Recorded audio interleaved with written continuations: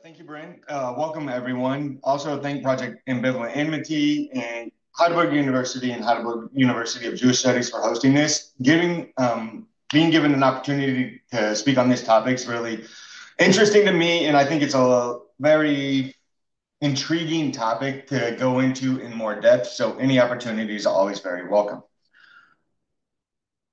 So for today, I really want to focus on is really one, thinking about the actual historical quote unquote Japanese pirate or the Wako.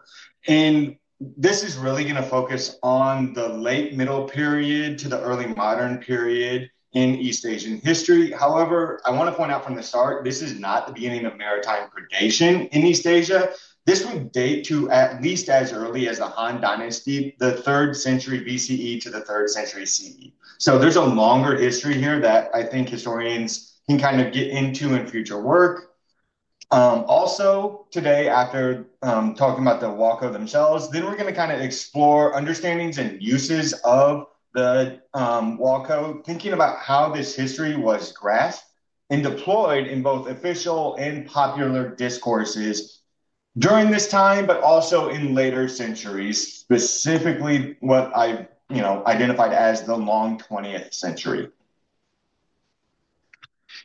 So to get us oriented for today, to really get us started thinking about the actual term itself that gets translated as Japanese pirates. So this appears in Chinese and Korean predominantly as Wako and Wegu. The Japanese is actually pretty tertiary whenever it comes to this. The first appearance of this would be in 414 in the Gwanggaeto Stele, which is in today Northeast China, but was in part of Goguryeo at that point in time. So very, very old, but after that stele, it's going to disappear for about a millennium and won't be used again. Whenever we're thinking about the actual direct translations, a lot of times this won't only be translated as Japanese pirates, but also as dwarf pirates in kind of a derogatory sense, because the wa can be translated as dwarfish, sturgeon, stunted, but it also is a translation or the early character for the kingdom of Yamato in Japan, right? So there's kind of this blurring of that. And what you'll see, at least in my reading of the 16th century sources, is it doesn't actually have necessarily those negative connotations. So it's more of a Yamato rather than dwarfish, sturgeon, or stunted. On the back end side, the code that's used is actually pretty commonly used for marauding, pillaging, plundering, or brigand. It's not necessarily tied to piracy. So together, these have been translated as Japanese pirates, but we more easily could translate it as Japanese marauders or brigands, something much more akin to what we maybe saw earlier on in that Gwanggaeto stele, whenever there's just this attack on Korea very briefly, then goes away, not consistent piratical activity. So just some of the orientation for the term itself, what are we actually talking about? A second point of orientation will be for the geography of this history. So for most of this history, we're going to focus on East Asia. However, we will, towards the back end of the history side, reach beyond East Asia. What we have here is a really famous map from the mid-16th century that actually gets copied quite frequently into other manuscripts whenever they're trying to address maritime defense in this time period or the Wako activity. So whenever we're thinking about this history, some regions we really need to be aware of. Obviously, we need to be thinking of Japan itself, especially Kyushu or Satsuma in the southwest, in the Goto Islands, which are to the west of Japan, in between Japan and Korea. Why are these two going to be important? Well, as the map is showing, is that these are going to be the areas where a lot of these raiders are actually going to depart from, whether they're Japanese or whoever.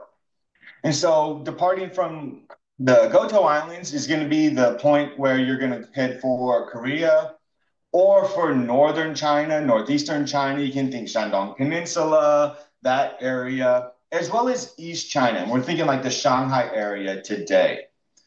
Where we're going to focus mostly today will actually be on the stuff in South China, which is going to be whenever you're going to predominantly depart from Satsuma or southwestern Kyushu. And this is going to lead you to the three southern coastal provinces of Zhejiang, of Fujian, and of Guangdong. Okay, so kind of just brief orientation to where these raids wind up kind of also indicates where they may have departed from. Now, once you're across the sea, you can get up and down the coast very easily. But if they are coming from Japan, these would kind of be their departure point, the Goto Islands or Satsuma in southwestern Kyushu. Okay, with all that orientation out of the way, like I said, we're going to do this in two phases. One, first, the historical actors, and then turn to more the uses and understandings of that over time. So to get us into the historical actors themselves. When we're thinking about the Wako, we're really thinking about two waves of historical activity. The early or old Wako that were active between the 13th and 15th centuries.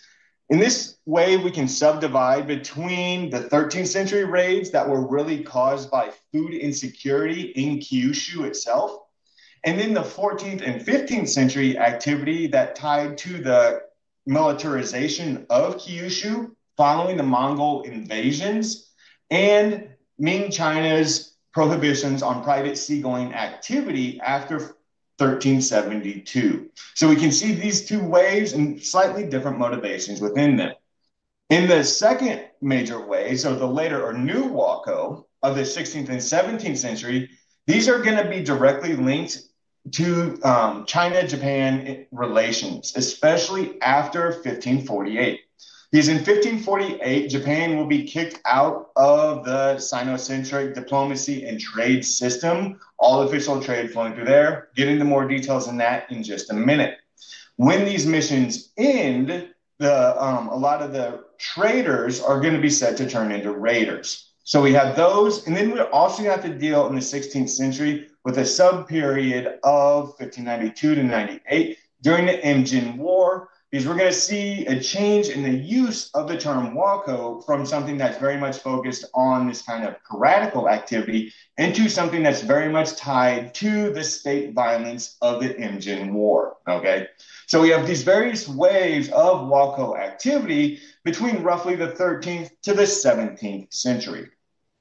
Also, another aspect we need to be very aware of is that despite being identified as Wako or quote unquote Japanese pirates, these were very much multi-ethnic actors. Yes, there were real Japanese and fake Japanese as well. And this is terms that come straight out, the Jun Wall or the Jia Wall.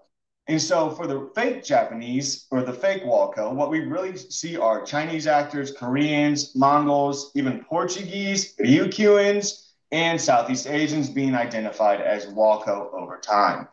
So it's a very diverse group of individuals in any single one, but also in a broad collection, which mirrors other patterns of maritime predation in world history, where it tends to be very multi-ethnic. There's assemblies of people coming together for these kinds of activities. One of the most important things to point out about here is, on the one hand, a lot of what takes place is going to be tied to government policies, or government policies are going to carry a lot of what's been carried as the blame for what took place. Most notoriously, the Ming Dynasty's sea ban, commonly identified as the Haijin. So in 1372, the first Ming emperor will declare that the people living near the sea are prohibited from privately going out to sea. What the goal of this was is to break coastal connections between literal residents and overseas populations, especially the Japanese. Now, coming out of the Mongol period, this was a legitimate concern, much as it still is in the north whenever it comes to North China and concerns about the Mongols, but also other trading influences in the south, because the first emperor had to engage in competition with other local regional power holders in the south who were very much connected to overseas trade. So trying to sever these connections makes a lot of sense strategically. But as Zheng Liangsheng, the scholar from Taipei, has pointed out, we also must account for both the period and the location whenever it comes to maritime predation, specifically the Wako, and thinking beyond just the sea ban, but what other factors are playing into this. In In this history, we can see international wars. We've already referenced the Mongol invasion of Japan and the militarization of Kyushu. There's all kinds of wars taking place in Southeast Asia that create military markets that will supply the labor for a lot of these raids. We can think of civil wars inside of China, such as the Yuan Ming dynastic war. And we can think of Japan entering a warring states period in the 15th century that can contribute on these larger scales. But we also need to be really aware of the local factors, such as subsistence living and people turning to maritime predation whenever that crops fail, things like that. But also reciprocal raiding. There's examples of people being kidnapped as children and basically coerced or forced into these livelihoods from young ages. So we need to be aware of all these multiple motivations. The Ming Dynasty C-band has been blamed for most of this, but there's a lot of factors in here that we really need to be aware of. And I think Zheng Liangsheng hits that on the head whenever he points out that, both period and location in thinking about those very specific things. When we're thinking about the early activity, and we're going to break this down between the two of them. A lot of the records of the Wako activity pick up in the 14th century. I'm going to caveat this section with there's a potential argument from silence whenever it comes to the earlier period because there's minimal records of the Ming or the Yuan dynasty in comparison to other Chinese dynasties because it's shorter in time span. So there's not as much left over. So it could be that there's much more activity during the time period, and we just don't have the records for it. There is indications of this in that the earliest Wako raid on Korea during this time period is going to be take place in 1223, and that was recorded in the history of Goryeo. So there's an argument from silence that this is actually kind of common even earlier in there, but it's lost with the lost in the sources. With what we can very clearly see is that whenever we're looking at this time period, there's a general argument that maritime predation, the Wako activity, begins in the mid-14th century and is going to take off in the early 15th and decline by the late 15th century. Well, in general, this is going to fit both in, according to the Ming veritable record or the daily records of the Ming courts, as well as in the Joseon veritable record or the records of the Joseon court. There's a countervailing point whenever we're looking at the end of the 15th century in Korea.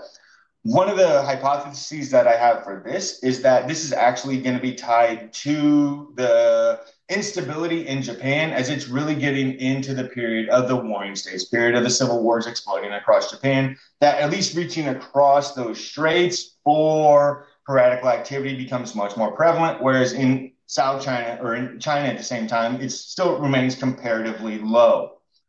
However, we have to keep in mind that the Wako weren't the only ones active. We also had many others who weren't being identified as Wako who were engaging in these kinds of activities. In the Chinese sources, they're identified as Haiko, maritime marauders, Haidao, sea bandits, and Haizei, sea thieves. What we see whenever we kind of do a comparison between these numbers, and I didn't want to put it all in here as it would make it really messy, is that whenever it comes to comparing Wako to non-Wako, Wako were consistently recorded more often. Whether or not they're Japanese is a different question, but they appear in the sources more often. For example, in the Ming Yongle period, there's 34 records or identifications of Wako activity compared to 21 non-Wako during that time period. If we go to the Joseon Taejo period, there's 68 Wegu that are recorded in their activities and only 2 non-Wegu activities, okay? However, we can also see countervailing trends, but it doesn't skew as much in the opposite direction. During the Ming Changhua period, there's 3 Wako raids that are recorded and 10 non-Wako raids. During Hongzhi's reign, there's 2 Wako raids to 12 non-Wako raids. And in Joseon's Munjong period, there's 2 Wegu raids in comparison to 8 non-Wegu raids. So even whenever it switches to there being more what's at least identified as domestic raiding, it never skews to the same numbers, despite the local population constituting more of the people in the area. So it's a really interesting thing whenever it comes to identification of maritime predation. It's consistently, or in general, that the foreign population is identified as the people active in these occurrings. Now, to get us beyond pure numbers into thinking about some of the other things that are going to be taking place, the 15th century was one thing. This is the lesser studied of the two waves of Walco activity. The second one in the 16th century is well studied for quite some time at this point. This is generally known as the Japanese pirates crisis or the Walco Zheguan in Chinese. What really takes place here is that there's a progression in the like turning up of the temperature, not just in the mid 16th century during the crisis itself, but it actually begins earlier.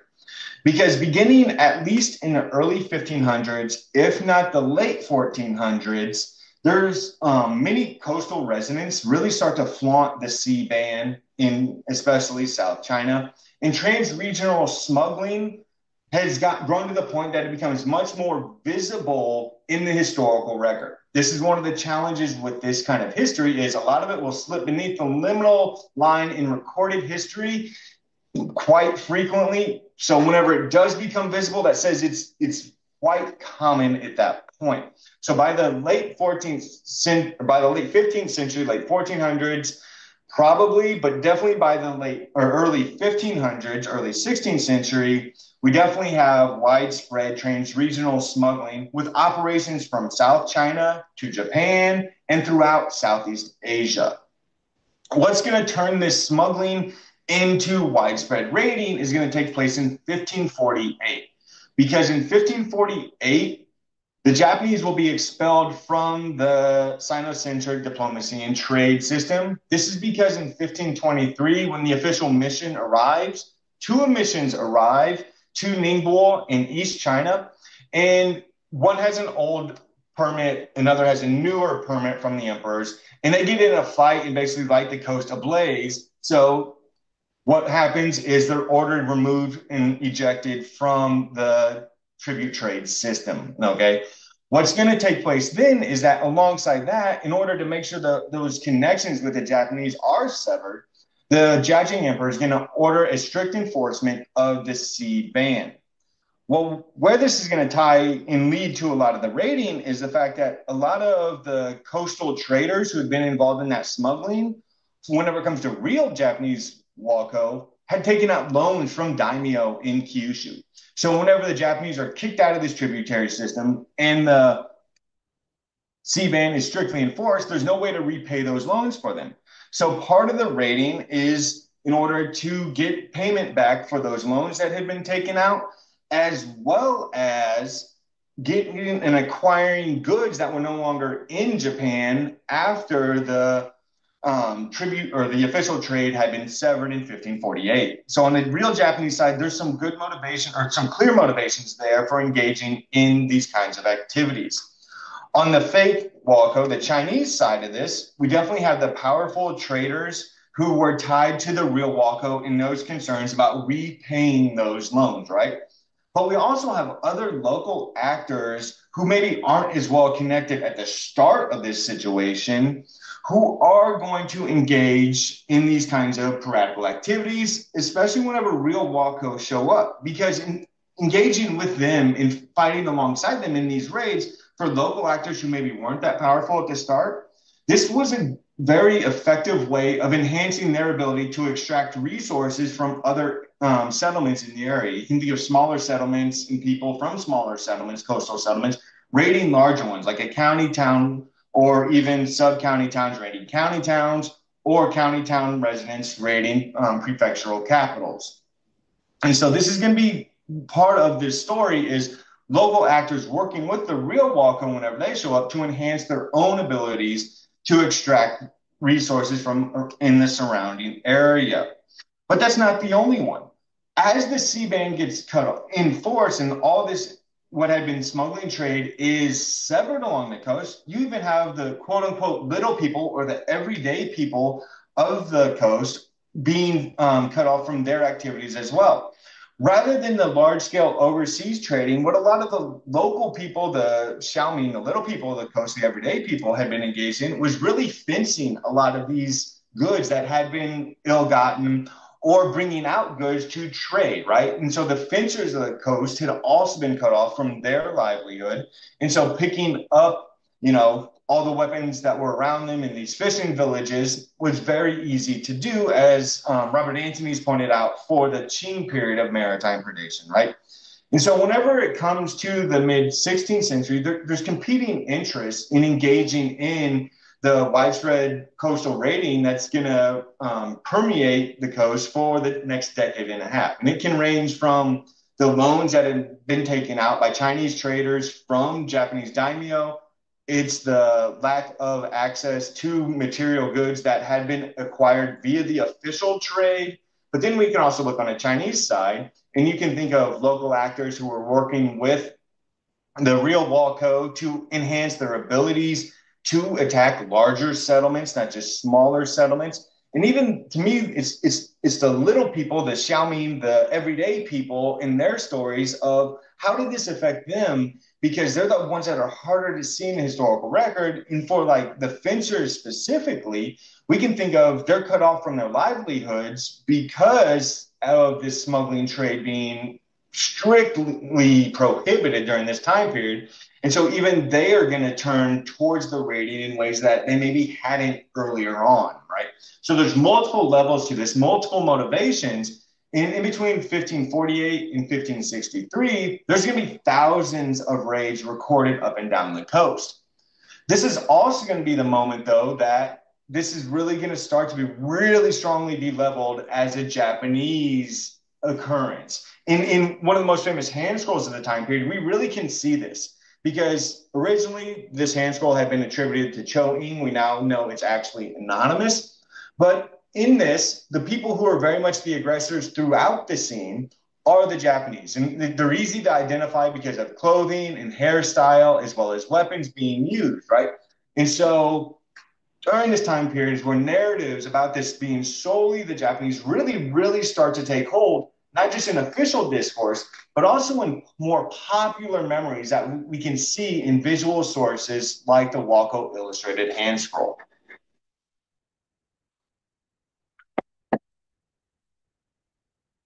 So this is really the buildup to the big coastal crisis, the Walco Journal, and the Japanese pirates crisis of the mid-16th century, and what gets us to that point. Once we get here, there's a very standard explanation of also what gets the Chinese out of this situation.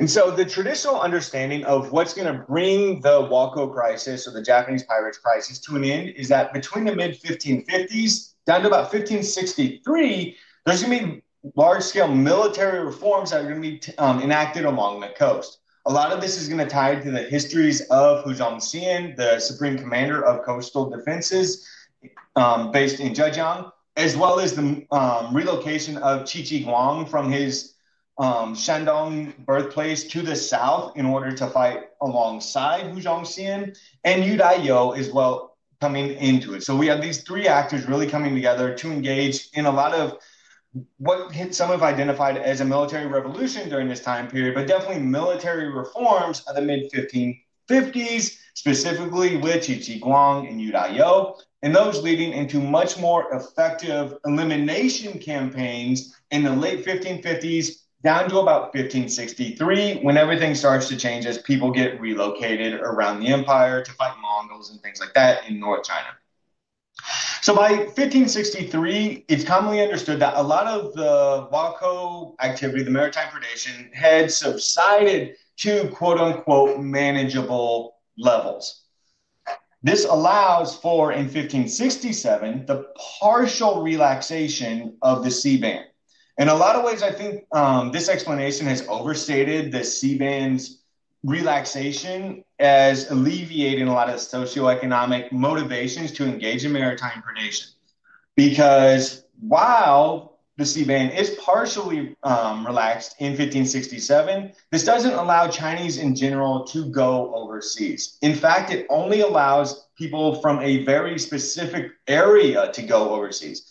Individuals from southern Fujian province, from Quanzhou and Zhangzhou, can go overseas. And so only from the one area. But even added to that from the one area, there's a limited number of ships initially that can go overseas. Is whenever this is first enacted in 1567, it's pretty Wild West-ish in southern Fujian, and basically every yamen starts issuing these passes to allow individuals to go overseas. The Fujian Governor General, Liu Yahui, winds up being very concerned about this and actually says, no, we need to centralize this. First, they centralize it in Jiao'an, which is a county town right on the Fujian Guangdong border, but then they move it into the interior, closer to present-day Xiamen in Haicheng County, and they start putting restrictions on how many passes can be issued. And it ranges between 88 and 110, depending on the time period. And that's both to peninsular and insular Southeast Asia. No one is allowed to go to Japan. Japan is still excluded even from this, okay? So the relaxation of the sea ban wasn't a complete wide open, laissez-faire liberalization of overseas trade. It's a very specific, very limited relaxation of that sea ban. And so in some ways, I think that saying this was the main, like this is what really causes the change in maritime predation to subside in the long term, I think it's a little overstated. I also think that the 1563 date is also a little limited in its perspective because a lot of studies will point to a single source as the most important. And this is a great source. Zheng Zheng's Strategic Sea Charts Compendium to Chohai Tubian is a very important source. I use it all the time too, but it was published in 1563. Whenever we're thinking about this history, if we're going to say that the maritime predation stops in 1563 because military campaigns largely stop, we need to start looking at sources beyond 1563 itself. And this is one of the things that I'm going to advocate here in the coming slides. There's a lot of accuracy to this traditional understanding, as we'll see in the overall numbers in just a second, but there's also some limitations. One, the relaxation of the sea ban doesn't allow everybody to go overseas, and overly relying on this single source is also kind of limited our perspective temporally whenever it comes to trying to understand this broader history. So whenever we look at the overall numbers from this time period, we kind of see some that are going to reinforce that traditional understanding. For example, whenever we're thinking about the explosion of maritime predation mid-century, yes, the Jiajing era, especially after 1548, is going to really dwarf anything from the other periods. The Zhengde period has zero. The subsequent Wangqing and Wanli period don't have as much as that Jiajing period, especially mid-century. However, maritime predation does, and the Wako activity does expand beyond the 1548 to 1563. And that's not only in Ming areas, but it's also in Joseon. As we can see in Joseon, it's going to continue quite a bit beyond the activities of the mid-16th century. So one of the things I really think we need to start doing is thinking about this not just as a single nation question, right? Whether China or Korea, but we need to start thinking about it regionally and what are the causes, but also what causes it to decline, as well as we're going to need to start thinking about it trans-regionally, as we'll see in coming slides, and going into Southeast Asia and what's some of the broader things taking place, because a lot of these actors weren't just engaged in raiding and trading along the Chinese coast and the Korean coast, but also reaching into Southeast Asia. So it's a much broader history. But whenever we're looking at this period, what we can see is that there are some ways that it does conform to that traditional understanding of a rise and peak in the mid-16th century and a decline. But at the same time, whenever it comes to at least Wako activity, it very much continues well beyond that mid-16th century boundaries, especially the 1563 and 67 boundaries that have been placed in a lot of previous histories.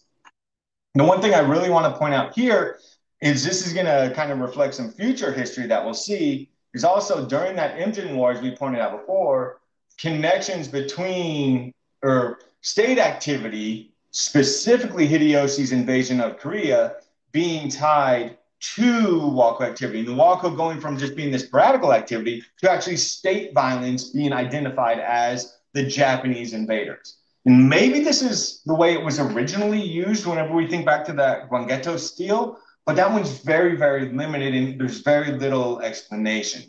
And so we can see the two uses now. We can see very much the piratical activity, non-state actors engaged in these kinds of raids along the coast, but we also can see Walco now being used for Japanese, Bakufu state activity taking place. And so a lot of ways at this time period, like we can start to look beyond and like kind of refresh whenever it comes to Walco studies. The area where I'm going to say we can really start to do this, and it's what I do in my research, is by taking a more local view of the history. Whenever it comes to this time period, I don't focus on the entire coast in my research. I actually focus on a very specific area. I focus on the area of Eastern Guangdong Province and Southern Fujian Province in the prefectures of Chaozhou and Jiangzhou. I do this one because I was attracted to Jiangzhou because that is where that partial relaxation of the C-band is actually put into place in the mid-16th century. And Chaozhou because it's on the other side of the provincial border. It allows for a comparison between provincial strategies in addressing maritime predation, as well as how the imperial state's trying to balance those concerns at the local level. Whenever we take this more local view, on the local side, we can actually see that maritime predation actually starts much earlier than the mid-16th century. For example, in looking at this time period is at least as early as 1485. You're starting to see a number of foreign-related ships starting to show up in Chaozhou. So in 1485, the Ming Veritable Record record 37 large Tongfan, Chinese or foreign ships, moored on the Guangdong-Chaozhou boundary. So this gives us a much earlier starting period for this. Whenever we get into the local records, we're also seeing ratings starting to tick up during that Chenghua reign of the 15th century. On the other side, on the back end, we can see that we can stretch the back end date for this at least to 1580 when local Chaozhou an actor from Chaozhou, Lin Daoqian, will actually disappear into Southeast Asia. Lin Daoqian was one of the really important and powerful figures in Chaozhou-based trading and raiding during this time period, had connections with the real Walco. And it's finally in 1580 that he's going to disappear into Southeast Asia. So on the local side, we can see we can push the boundaries much further into earlier history as well as into later history for that 16th century maritime predation crisis. But also we can start to think about all the locations where these individuals went. Because even in just a small sampling of the 16th century, we can see that these individuals from Jiangzhou and Chaozhou went to quite a few places around the region, from Penghu Archipelago in Taiwan to Kyushu, very much as expected with a lot of the other histories. But they also will appear in Annam, in Luzon, in Siam, and in Patani. In fact, that's where Lin Daoqian in 1580 will disappear too, is into Patani.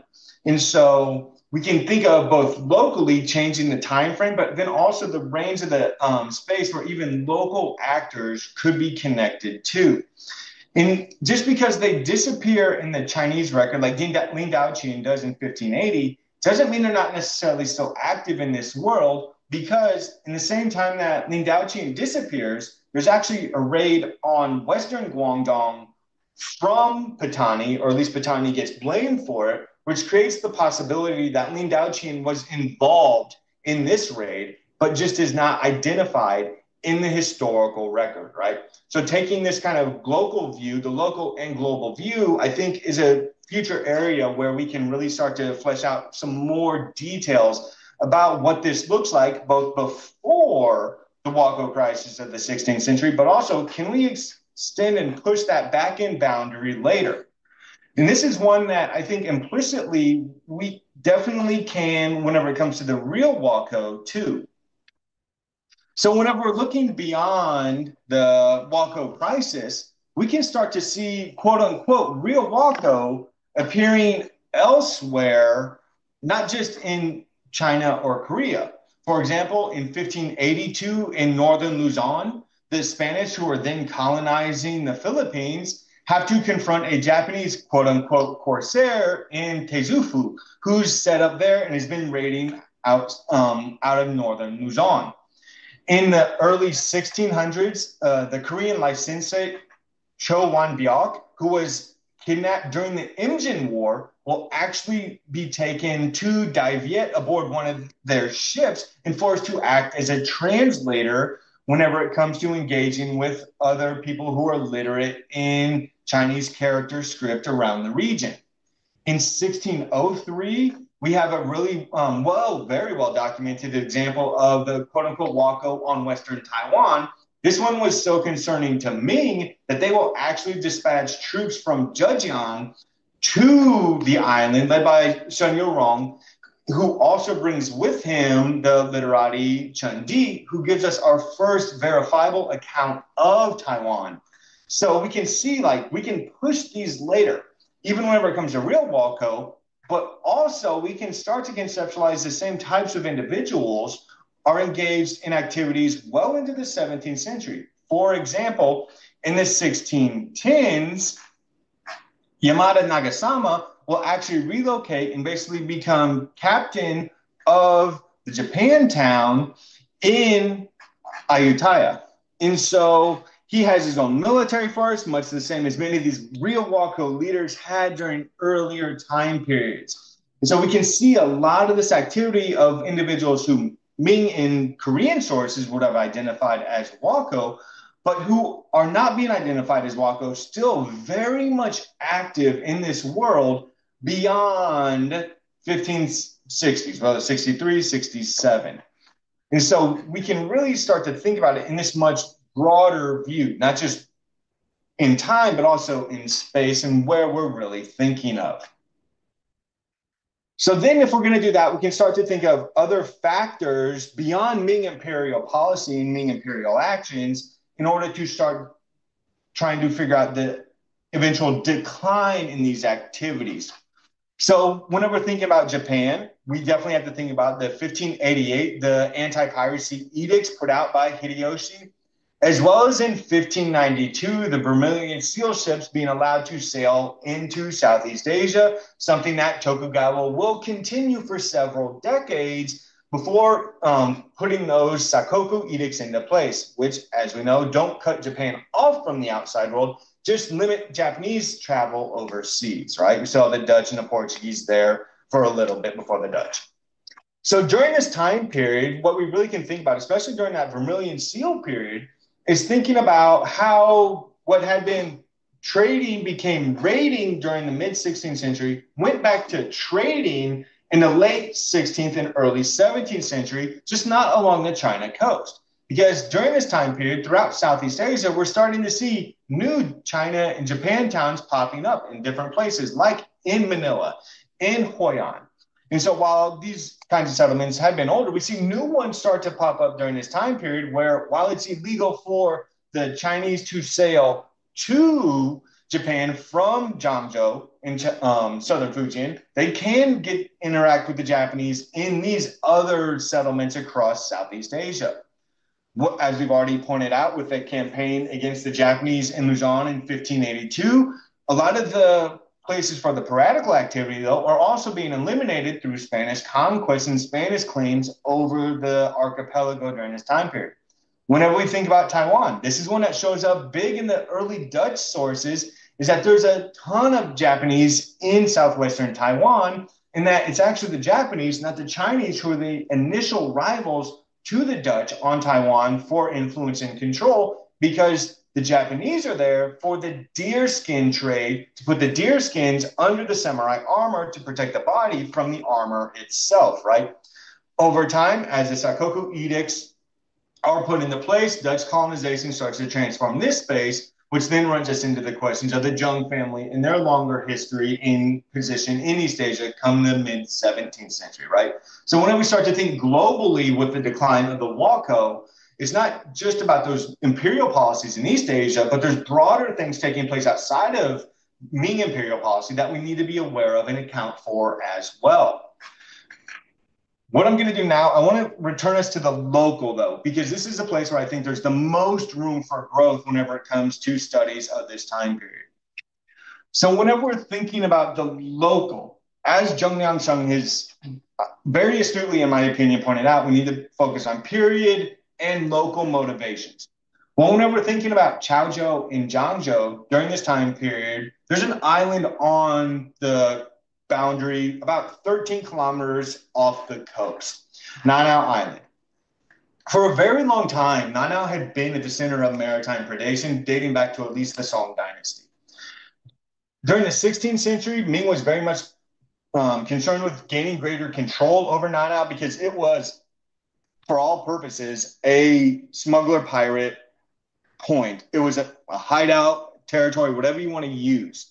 And so in the 1560s, with those elimination campaigns, Chichi Guang Yo launched large-scale campaigns against individuals on the island in order to try to eliminate the space as a piratical space. However, as soon as the campaign's in like a deadly game of whack-a-mole, they hit the mole down, but then the next one just pops up as soon as they leave. And this is what keeps happening. As soon as the campaigns are over, they just come back. They come back on new ships with new individuals.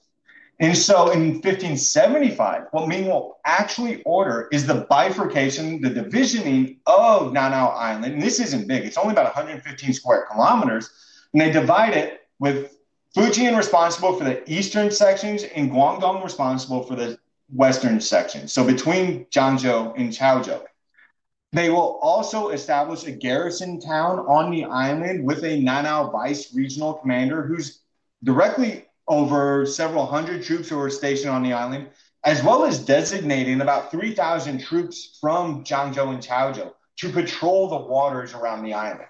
And so they very much engage in this state building project during the 1570s going into the 17th century.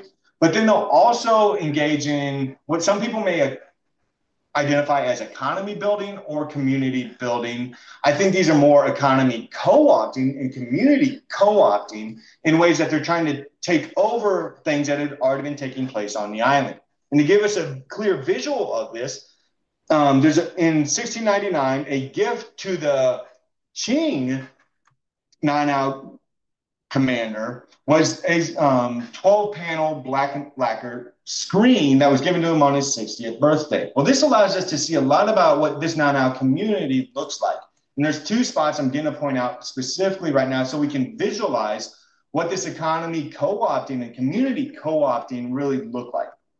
So on the one side here on the left, on Town Front Street, we can actually see the shops where a lot of the trade that had been taking place on Nanao illegally or illicitly for a very long time has now been brought into and under state supervision and control.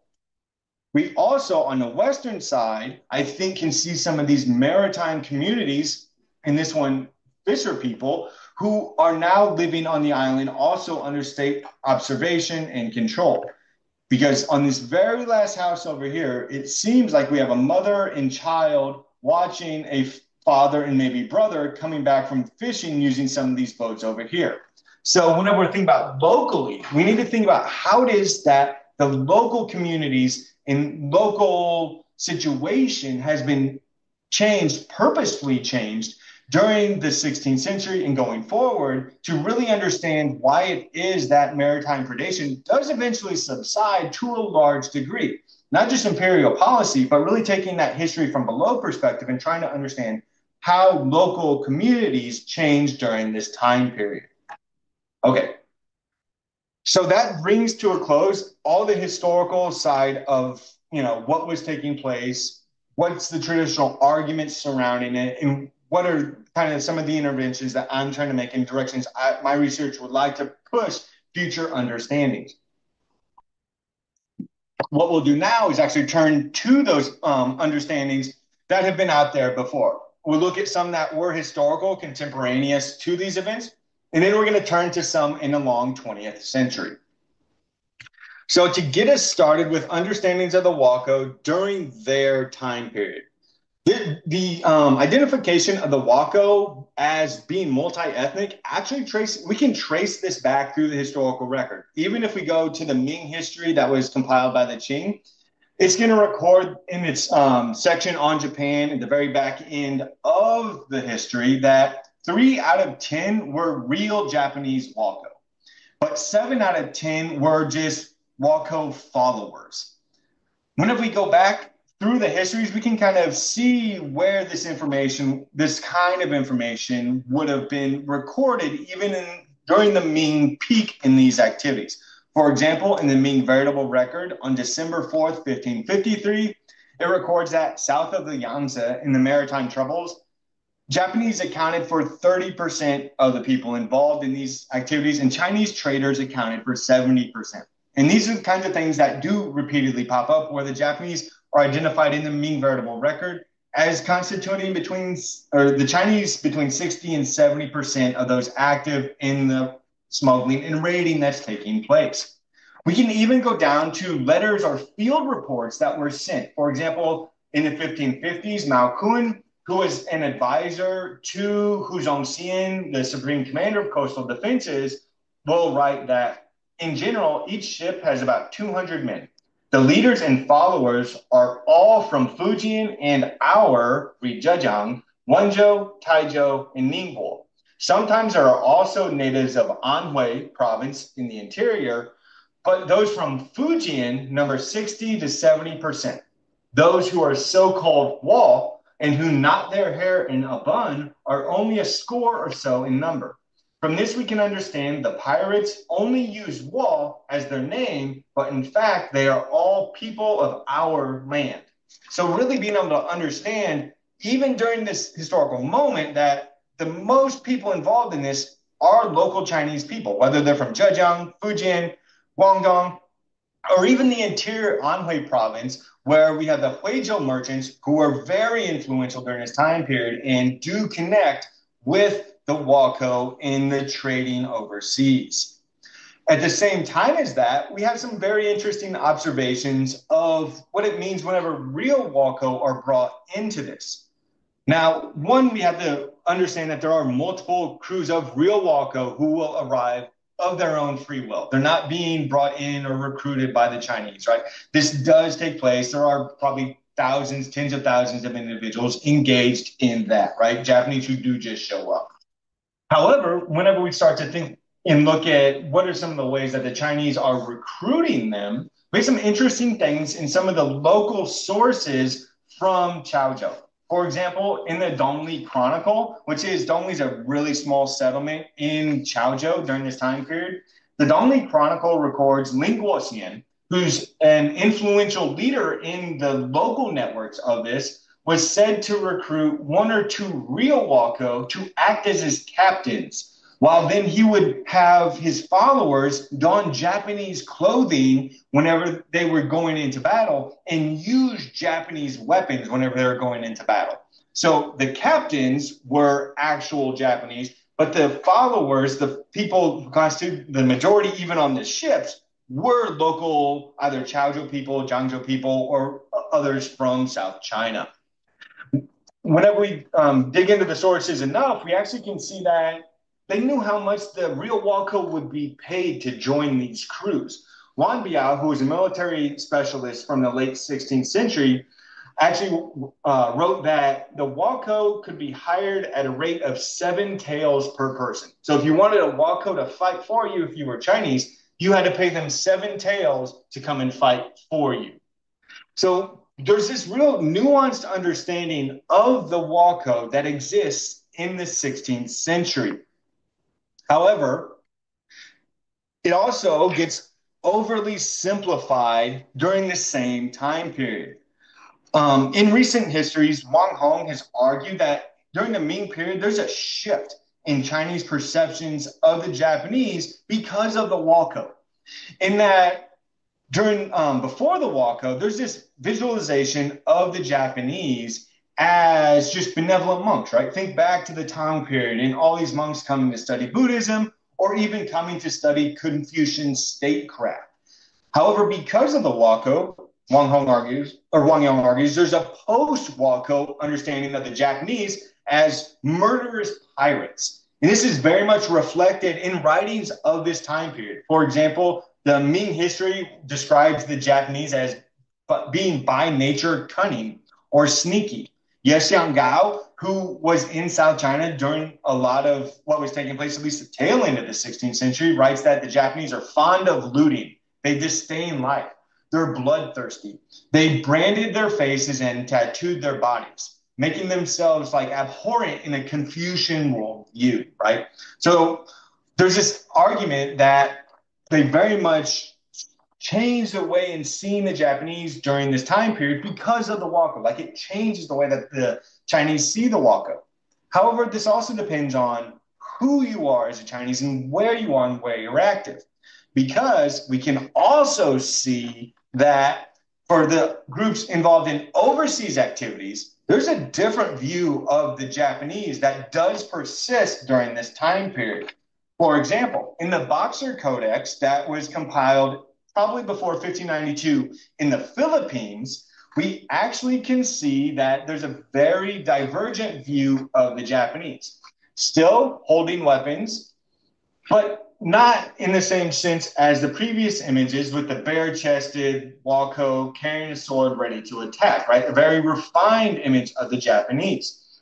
Whenever it describes the Japanese in the Boxer Codex, which was created as a collaborative effort between Chinese in the Philippines and Spanish officials there, what we actually see is that, yes, it refers to the Japanese as, quote unquote, by nature spirited and fearless, end quote, but it also presents them or presents a civilized depiction of them, wherein if ritual exchanges were followed, whenever they would meet, like discharging guns and things like that, conflict between the Japanese and Chinese could be avoided in Luzon. And it's very much, it sounds very Confucian in the ritual reciprocity that took place between them. So yes, inside of China, there's this change in the views and understandings of the Japanese. But for the overseas communities, there's actually a different understanding of the Japanese that is a little bit more nuanced that during the late 16th century and quite possibly extending future into the future or past. So understandings in that time period. What we'll do is turn to the 20th century now, or the long 20th century. So in the late 19th century, the Wako are going to reappear. In the Qing Veritable Record, in the Joseon Veritable Record, there's very scant few reflections on the Wako during the 18th and early 19th century. Most of them are discussing Hideyoshi's invasion of Korea.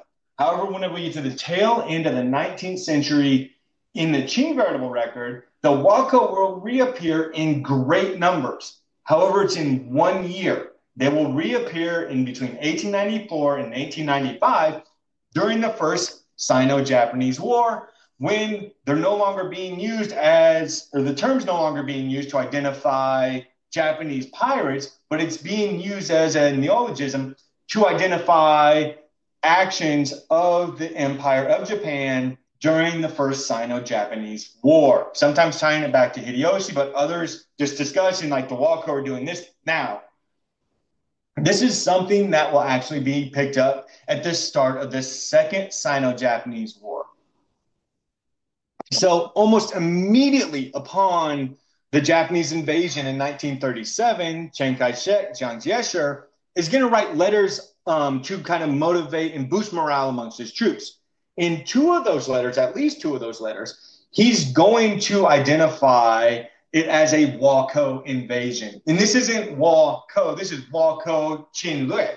So literally Wako invasion in the sources. In letters in both late July and in mid-August, he's going to use this old idea in a very much 20th century context to really try to harken back to some of those images that were very prevalent and commonly understood of the Wako amongst the general population, of being these murderous pirates, the Japanese being these murderous pirates, and oh, look, they're doing it again in the 20th century. And so we can see there's this transformation in the usage of Wako. Began with Hideyoshi, but definitely during the First Sino-Japanese War and then into the Second Sino-Japanese War, it's being used in a completely different way. This is something that gets picked up on by historians of the early 20th century, but not just to denigrate the actions of the Empire of Japan. It depends on which side of the sea in Japan you're on. This gets used in very different ways. So, in some of the early histories of the 20th century, we're going to see wako really being used in new ways in Japan. For example, in his wako, Murata Shiro will actually recast the Japanese wako, the real wako, not as murderous pirates, but as age of sail explorers, much akin to a Columbus or a Francis Drake. Literally, the book's in Chinese or in Japanese, but the opening quote in the book in English is it comes from Peter Parley's Universal History, and it's the quote on a Thracian pirate to Alexander of Macedonia, a very famous quote in pirate studies. I am a robber by the same right that you are a conqueror. The only difference between us is that I have but a few men and can do but a little mischief, while you have a large army and can do a great deal. End quote. So clearly recasting the Wako in this new light and challenging what had been the dominant narrative of the Wako and implicitly the Japanese for a long time. At the same time as Murata's writing this, others like Takakoshi's literally writing books and translating them into English to try to get this not just to the Japanese and East Asian character world, but around the world to a global English audience.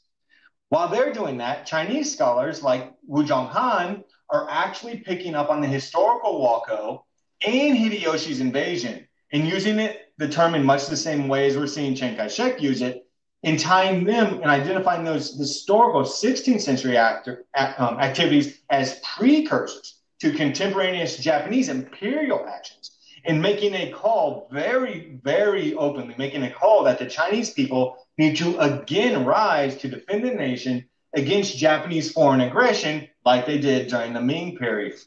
And so we can see in the early 20th century historiography this transformation in the idea. Like this is all coming together, and the old ideas of the Wako are now being used to identify Japanese state activities, whether that's in the two wars or even in the historiography of the period.